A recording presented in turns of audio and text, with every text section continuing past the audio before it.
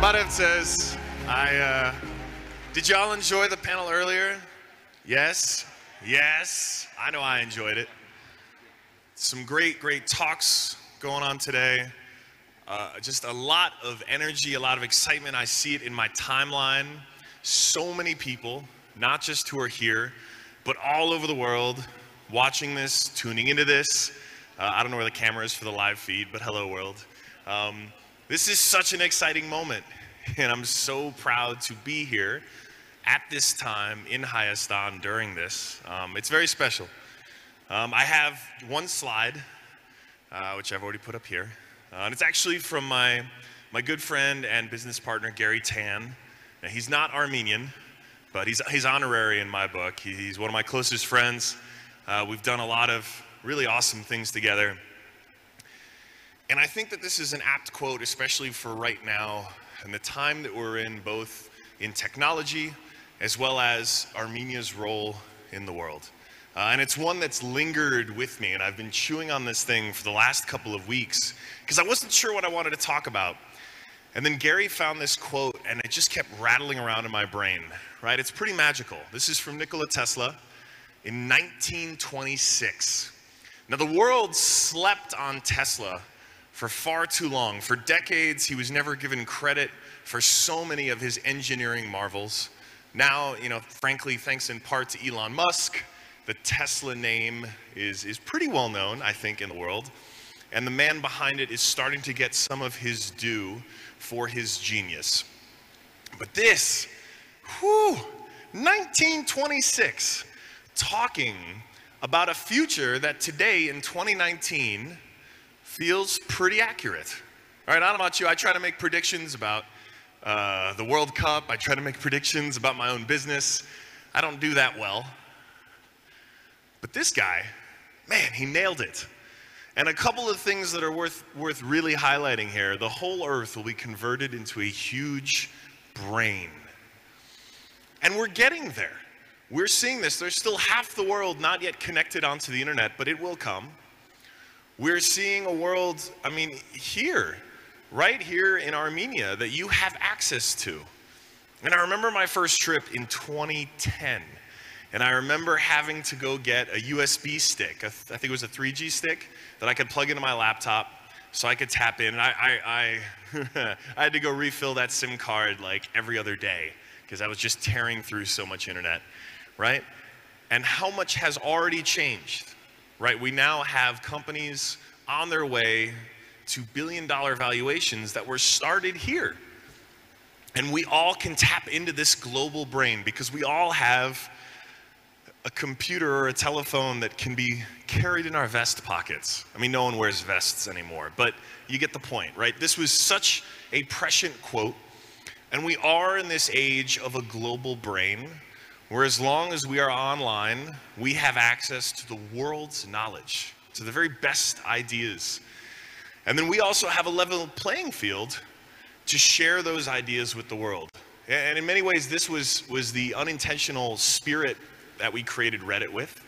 But more importantly, I think this is why this is such an important time for a country like Armenia, which has very challenging neighbors, which is landlocked, which has limited natural resources, all the things you know, but which has, at this time, such an amazing opportunity because the human talent that has always been in this country has a chance to thrive as a part of this global brain because of software and because of the internet. That's why I was imploring all of you to at least try to get into programming, to encourage young people, boys and girls, to get into programming, because the foundation really is already there. Chess is an amazing foundational learning model for programming, but we need to go further. And I remember in 2010 visiting Tumo Center when it was still under construction. And I remember being told about all the promise that it would provide, that any young Armenian could come in there and start to learn, whether it's about computer science or design or art. And they could do so with world-class tools and lessons. And in the years since that I have come back, I have seen Tumo filled with exactly the bright minds, the bright Armenian minds, getting access to world-class tools and technology just as it was promised. And they're finding their place within this huge global brain, right? Thanks to software and thanks to the internet. And it makes me so hopeful because now more and more Armenians are repatriating here because they want to plug in here to that global brain because they know the talent is here. They're opening offices, Service Titan, right? The founders were at a dinner with me last night, and I was so delighted to see how bold and bullish they were on expanding their teams here in Armenia and bringing all of the lessons and basically a paid education to any of the employees who are coming to work here, and to see firsthand how a sort of, you know, $1 billion US tech type company is run and operates. And that's education that doesn't come necessarily out of textbooks, it comes from experience, and people are getting it. You all are getting it and have an opportunity to grow with it. And it gets me excited because I think about all the opportunity that I was fortunate enough to get because of a bunch of circumstances that led me to have the opportunities that I had. And I still remember the stories. My grandfather, he's now a great-grandfather, because after Olympia was born. The stories that my grandfather still tells about the journey that his parents had and what they had to witness during the genocide, and then what they were able to get an opportunity to have, whether it was through France or through Syria, and then eventually get to the United States, where they found opportunity. And those stories linger with me, especially at a time where the US is being, frankly, more antagonistic towards immigrants and refugees than I've ever seen in my lifetime. And I can't help but think that there were some refugees that were coming off a boat from Syria via some place in the world that the average American at the border had never heard of, that they gave an opportunity to. And because of that opportunity, because of that very fortuitous circumstance, a few generations later I showed up and was able to get into programming, was able to build something that is now arguably one of the 10th largest websites in the world. But Reddit doesn't happen unless my great-grandfather gets an opportunity. And for him, surviving the genocide, the opportunity was in the United States. But the world has changed tremendously.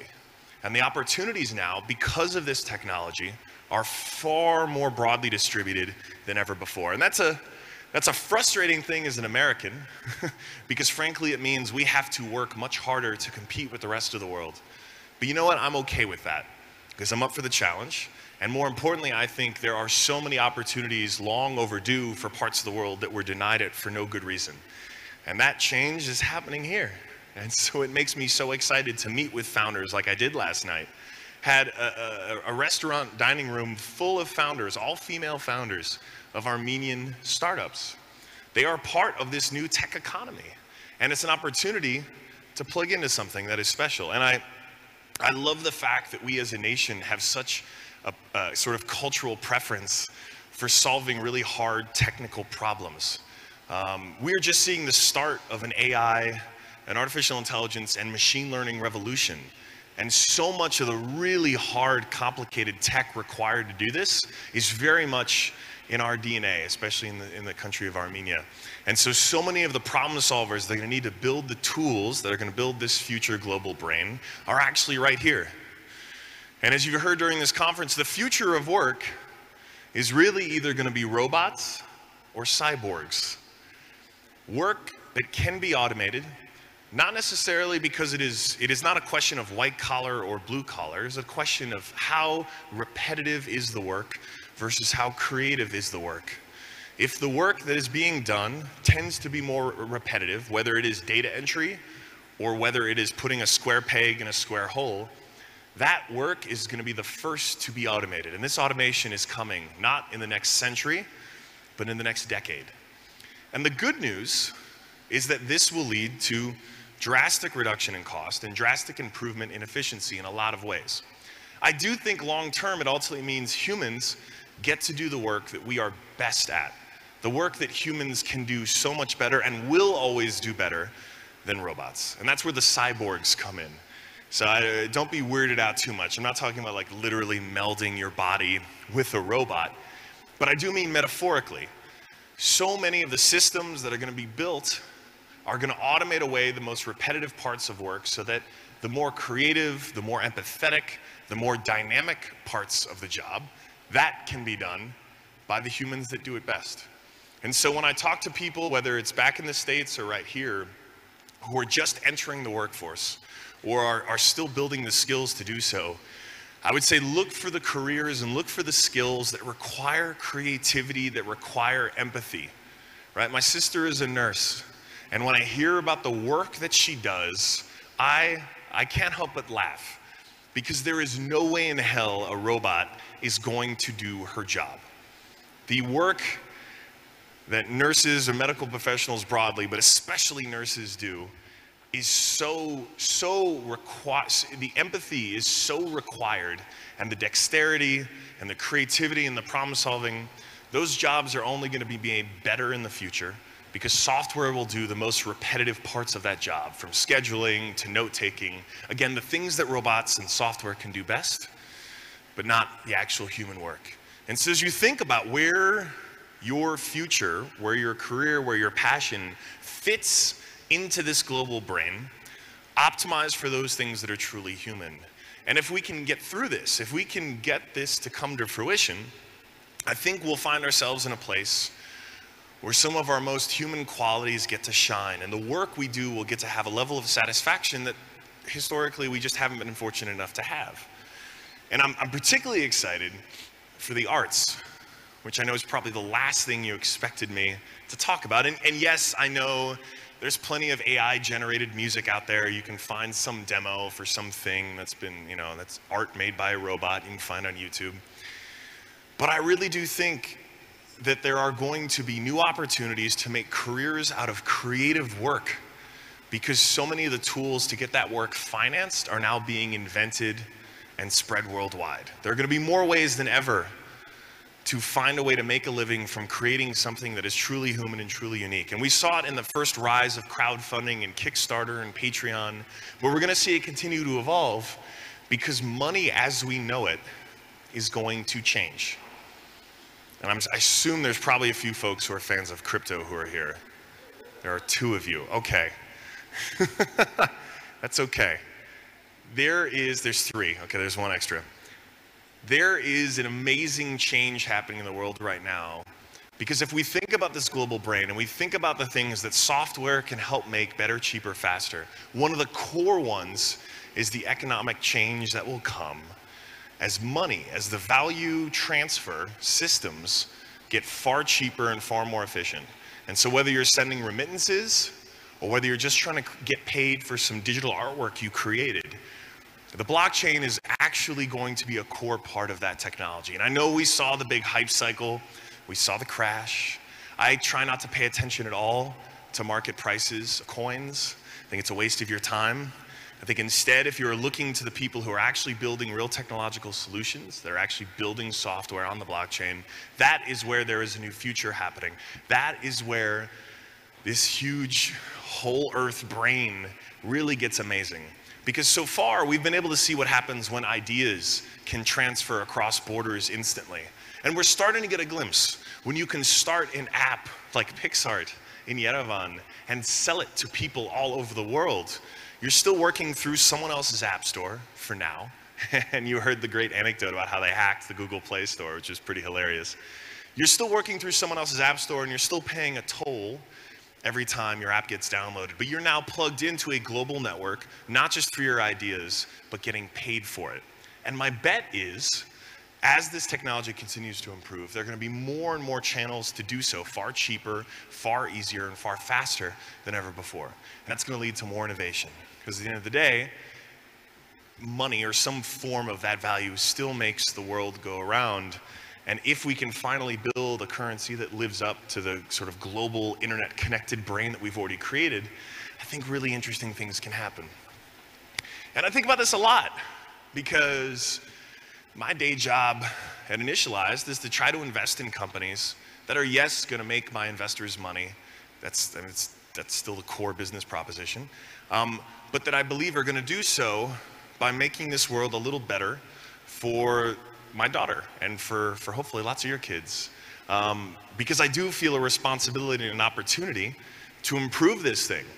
And selfishly, one of the best ways to do that, I believe, is to give more people more access to these tools, to this global brain, and a way to make a living from it, because it will surface up more ideas. It will surface up better things. And the reality is, if we're only benefiting from the ideas of a select few, we're not all winning. We're not all actually benefiting from the great potential and the great opportunity.